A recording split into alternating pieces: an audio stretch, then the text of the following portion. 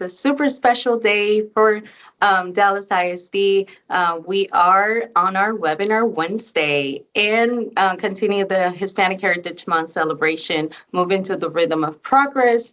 Today, we have the honor to have as a panelist Mr. Carlos Rengifo. He's a bassist, he's a composer, he's a producer, and a music educator. So we're super excited to have you here, Carlos. Thank you so much. And we are also eager to know more about your story, your upbringing, your education, and your love for music. So thank you, everybody, for joining us. I'm Stephanie Fuentes. I'm the project manager for the Racial Equity Office, and I'm super excited to be interviewing Carlos today. So thank you, all of the schools. If you can shout out on the Q&A your schools, you put your name, and we'll definitely make sure to shout you out. Thank you all for being here, and welcome all of the students and staff. Carlos, how did growing up in Cali, Colombia, influence your musical development, particularly with salsa and rock? Well, first of all, thanks for having me. I'm really happy to do this, especially because I've been working in Dallas ISD for a very long time.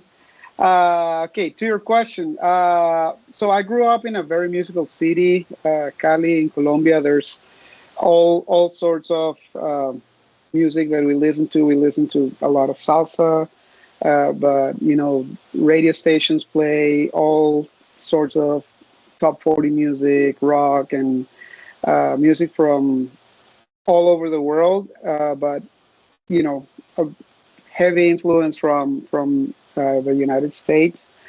So just growing up listening to all sorts of music, and my parents loved music. So one of the things that helped me grow as a musician was the fact that I had a lot of friends that were into music, and when we were teenagers, we were already playing instruments, and we wanted to get together and play music together. And the fact that we had each other to play music with was crucial, because we are not as lucky as you guys growing up here in Dallas and in the US, where you have really strong music programs. We didn't have that. So we didn't have a band program to play music at school. So playing rock and salsa with my friends, that was like my music program. And I was also very lucky to have supportive parents who, got me into piano lessons when I was a kid, and then trombone, and then bass. So that was pretty much how that shaped, being in Colombia. It shaped my musical journey in a different way, very different than if I would have grown up here, but it was also very interesting. So I can hear family and friends as part of that love for music, and of course, the salsa. I've never been to Cali, but it's on my bucket list. So definitely looking forward to it. So family and friends are really important, right? That support system that will lead us so many places. So I'm glad that you mentioned that. What are some of the key differences you experience between performing with symphonic orchestras and playing jazz or salsa in smaller ensembles? So the biggest eye opener for me when I started, getting out of my comfort zone, playing with friends, music that we chose to play, was that music literacy. Being a well-rounded musician was very, very important. So when I graduated high school, and I just, I knew I wanted to be a musician, so I went to the local conservatory. I auditioned and got in, and after a couple of years, I was playing with, subbing in with a local symphony, and you realize, like, okay, being able to read music, the fact that I had piano lessons as a kid, and I learned how to read bass clef, treble clef, and was comfortable reading any key, any time signature, all that was a big advantage for me. So that's when I got, as I said, I got out of that comfort zone of playing what I wanted to play, and they were giving me music that was also making me a well-rounded musician because I was playing music that I didn't know existed, and and I loved it. Playing Mozart and playing Brahms and all that, all the classics, just gives you that, that music exists, but then you're having to go to a rehearsal and learn it in 4 days and a concert on Thursday night. You have to be really quick at reading the music and then spend time at home practicing what you couldn't play in the rehearsal. So that was the biggest difference when I started playing with symphonic orchestras and the symphonic band at the conservatory, and then started experimenting with jazz. And that's another moment when I realized, okay, I'm really lucky that my parents were supportive, paid for classes, and I learned. One of my bass teachers, he was big about teaching me music theory. So I knew, like chords and scales, and I was really comfortable understanding what to do with a jazz ensemble. So the biggest uh, thing that I learned from all these experiences is that you have to be ready for any situation. And in the case of music, it's just like, being well-rounded, learning theory, learning how to read music, learning uh, different styles. That was a key uh, takeaway from those experiences. That yes, I was able to hang in those situations, but I realized like, oh, I need to even get better than that because there's always people pushing you, like making you get better at it. Thank you. So it's going to get difficult, but we need to keep pushing, right, and practice. Any professors or any person, mentor within in that time frame that you were studying that really made an impact on you? Um, there were many, but I think my bass teacher, my private bass teacher was the key. His name was Andres Mora, and he had studied here in the U.S. and went back, and he was a, a freelance musician in Cali, and he was, he was the one. Anytime you would go see a really good band playing, he was the one playing there. So I was like, I went and talked to him, like, okay, I want to do what you do, and he was the one who taught me a lot of music theory and pushed me to get better as a reading music and all that. Perfect.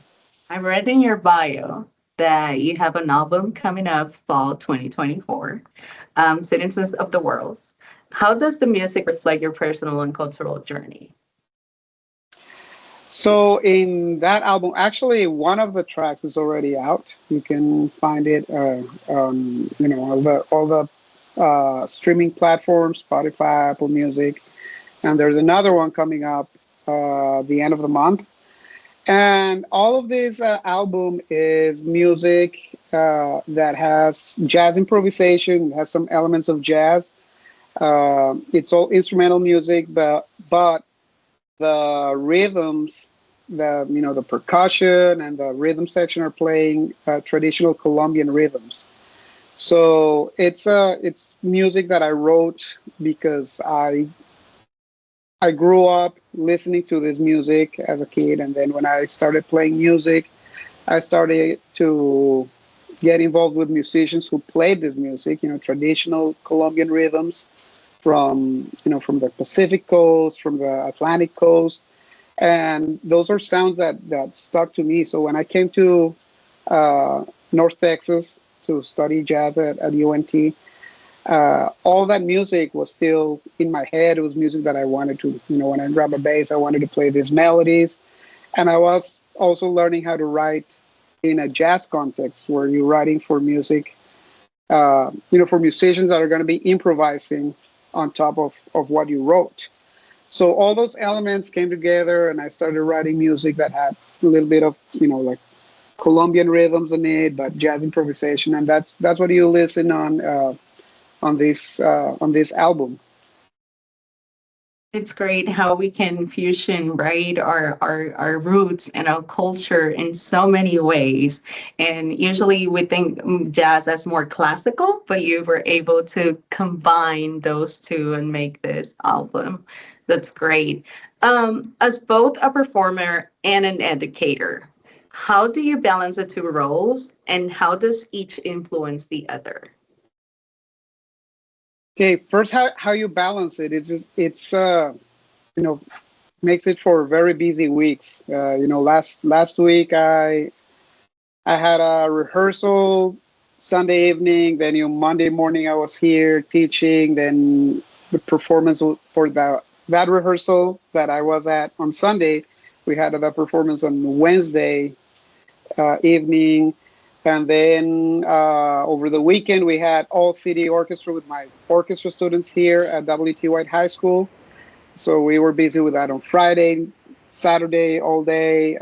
So to answer your question, you have to be very organized.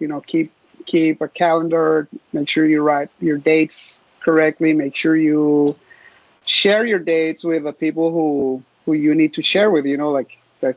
I have a family. Me and my wife, we have two kids, and we need to keep each other informed about what we're doing, right? So that there's no chaos in the family. So that's my coworker, the choir director. Like we also sometimes have events here at school that we need to communicate with each other. So planning, scheduling is very important, and being very efficient with what you're doing. So when I'm here at work, I have my planning time, and my planning time, I have to get everything that I need to get done in that time, because when I go home, I'm not sure that I'm going to be able to finish my grades or finish planning my lessons. So I have to do schoolwork at school and make sure that when I go home, I'm not worried about, and obviously there's sometimes that I have to finish something, but I try to be very efficient and do, like keep everything in its place, schoolwork in my school time. Then when I go home, I'm starting a business. So it's a music business. So I do work for that. Or if I have a rehearsal, I have to get there on time. So being very organized, being very efficient, communicating, that's very important too. So yeah, those are some skills that I learned by making mistakes, and I try to keep those mistakes to a minimum now. So I try to stay very organized. Even for resting, I'm super busy, but I'm very organized. I have my bedtime that I try to stick to, because I know that if I don't stick to my bedtime, then next day I'm going to be very tired, and I'm not going to be as efficient, and then it creates a cycle that makes me suffer after that. So we're humans, but I'm listening, I'm hearing organization, prioritize, right, and balance, and learning from our mistakes. It's also really important so we don't repeat them. But definitely having our goal and our vision right set to what the goal is, and making sure that we can comply with all of the phases of our lives. So thank you for sharing that. Let me. I'm sorry. There was No, another no. part to your question that I didn't answer. You also asked how the performer and educator, how do they influence each other. So the way that I teach my classes, my orchestra classes specifically, I try to run my class and my lessons like a real rehearsal. So after all these years of going to rehearsals, I've been to many rehearsals where whoever is in charge of running the rehearsal has been very organized, and things get done on a timely manner. And I'm also been in other rehearsals where that doesn't happen. So I try to implement those good habits of those good directors and people in charge, and I make sure that that's how I run my rehearsals with my orchestra at school. And I try to just keep it keep it as real as possible. Obviously, we're at a school, we're not professional, so we have to adjust in certain things. But it is I've I've seen that students can do a lot when you ask them and when you set them for success. They can get a lot done. So if you set them up correctly and you set up the class and the lessons the right way, you could run a high school, or even I even teach. I have to go twice a week to Kaile Elementary, and I teach elementary strings there. And it's looks a little bit different, but it's the same concept. You know, we walk in there, we tune, we get our instruments ready, and we start practicing. So it's just that being in that real situation, that professional level situation, uh, allows me to bring that type of that mind setting and all the processes into the educational setting, and it works. Following that line, I'm going to get a little bit more specific. What teaching methods do you find most effective in helping young musicians develop their skills? So I believe in having two opposites and combining them all the time. What do I mean with two opposites?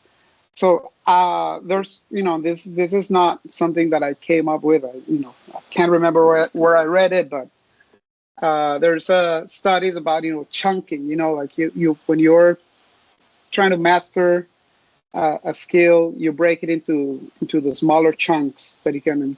You go to the smallest part of it, and you learn that part. Then you learn the next chunk, and then you start putting it together. So I do that by just going into, okay, what is in this music that you can play, and what is the smallest part that we can practice and master and figure out. Is it your left hand? Is it your right hand? Is it this note? What is it? And then keep going, chunking little chunks. And then the other opposite of that is that, okay, let's try to play as much as we can and just hang tight. When you make a mistake, stop, listen, catch up. So we balance those two. Okay, we chunk, we work slow, very slow for a while, then we try to work fast, and then we try to we go between one and the other until we start mastering all those chunks and we can play music fluidly. So it's a combination of a lot of things, but chunking is an important one, and then also trying to be able to see the big picture. So walking away, seeing the big picture as much as we can at the moment, trying to play, and this applies to anything. Trying to be able to see the whole equation, even though we can't resolve it. Try to see as much as we can, and then we go back and we use a microscope and try to master the little aspects of it. Definitely set a goal, see what the opportunities are, work on those, and find the best approach for it until we find the right calibration for it. That's great. Conversation is amazing. So schools, I want to create a parenthesis. So please let us know which school are you joining us from. I see Richard Lego with Miss Dodson. So thank you for joining us. Put it on the Q&A, and we'll make sure to give you a shout out. In a few moments, we're also going to give you the opportunity to ask some questions through the Q&A chat to Carlos. Carlos, what advice will you give young musicians who are passionate about jazz and Latin music but are unsure of how to start their careers? I would say just keep on pursuing your education, and then once you finish high school, or even before you finish high school, I have these conversations with my orchestra students here. You have to, by your sophomore year, you have to have a clear idea of what schools do you want to apply to, because by the beginning of your freshman year, you want to start filling out those applications, starting, like figuring out what are your requirements for admission. And then, once you're once you have that information, have like a realistic view of where you fit there. Are you ready to uh, present auditions for certain colleges, or you need more help? And if you need more help, then go seek that. Don't be discouraged. That's when I started the conservatory, I was not ready for the conservatory. They gave me some support so that I would be ready to get there. And I'm sure there's music program of some sort in every high school in Dallas ISD. I know as a fact that there's one. So go talk to those teachers. Go talk to, even if it's not exactly what you want to do, but if there's a choir teacher and you want to play the piano, that choir teacher can guide you in the right direction. Okay, these are the programs that are more appropriate to where you're at, and just start talking to those adults that are at your reach, that you have in your school, or maybe at church. There's a choir director or a pianist at church that you can go and ask, hey, I would like to pursue a career in music. How do I get my foundation so that I get accepted in a college? And start seeking those conversations with adults that have done what you want to do.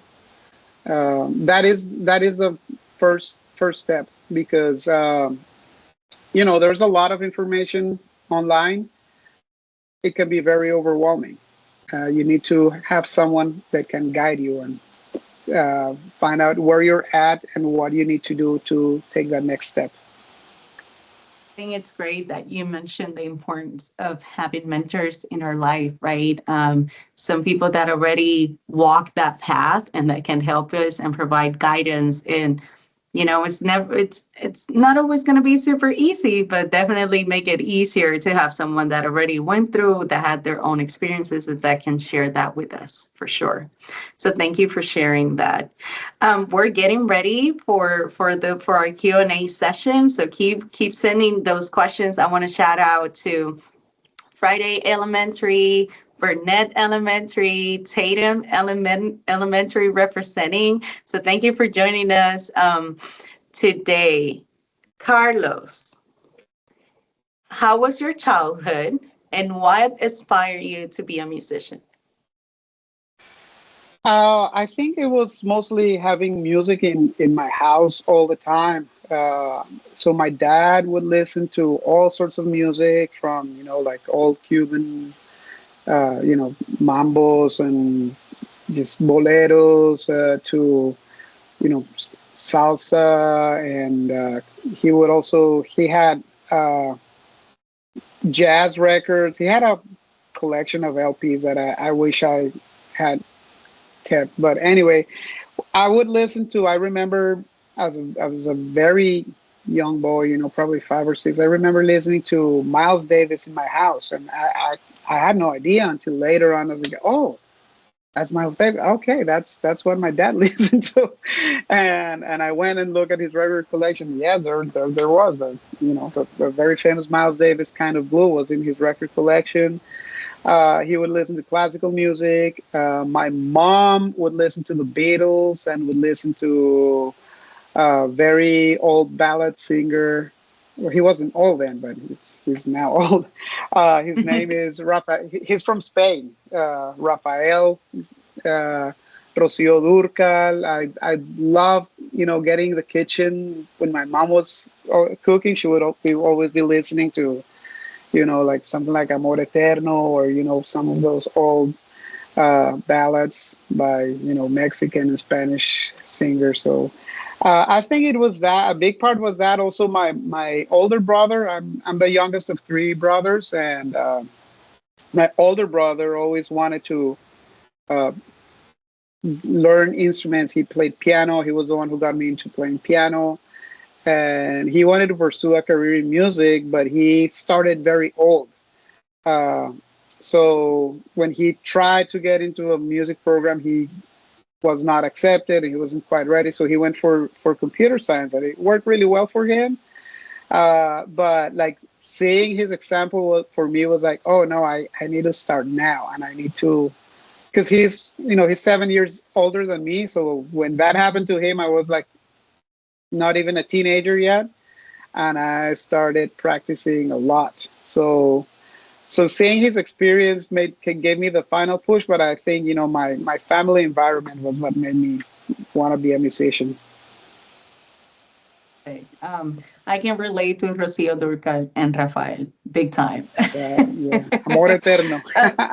Yes, that was my grandma's favorite song. So yes. What has been your biggest challenge? Oof. uh, I think it's a daily challenge. 'Cause, a little bit what we talk about is uh, balancing time. It's hard, and especially balancing uh, work and family time. That is a big one, because I love what I do, and every aspect of it. I love coming here. Like this morning, I also, one of the things that I do here at WT White High School is directing the jazz band.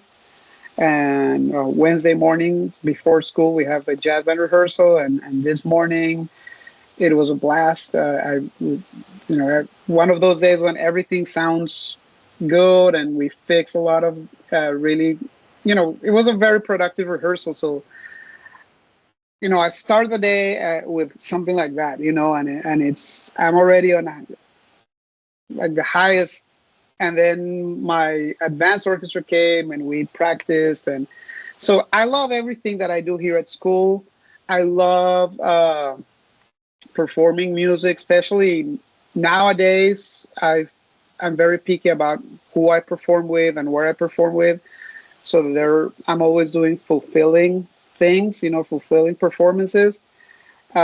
So it's really hard to say no to some things that I do, and I end up getting very busy. But I do have to say no to a few things, because I also have an 11-year-old and a 13-year-old that I love. That if I'm always in rehearsals and performances, they're gonna start wondering, where's that, So that is my biggest challenge, and it's every day. Yeah. So balance, right? Yeah. And saying no. I can relate for sure. That's difficult sometimes. Thank you. Before we leave, I would like to thank you, Carlos, for joining us and sharing your story with us. Today concludes our webinar Wednesday series for Hispanic Heritage. So I want to thank you, all of you that join us, and we're part of this great initiative.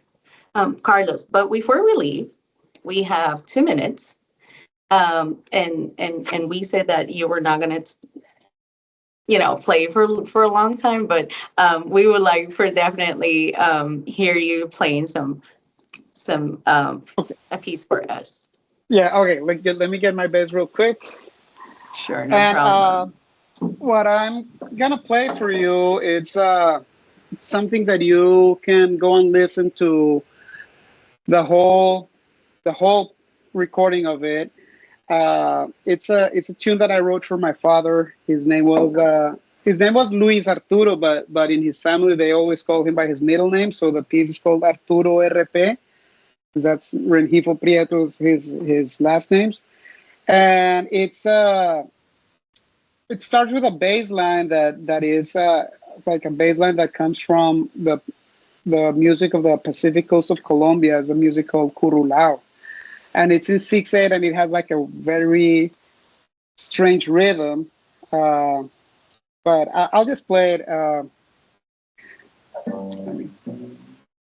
Okay. Here we go.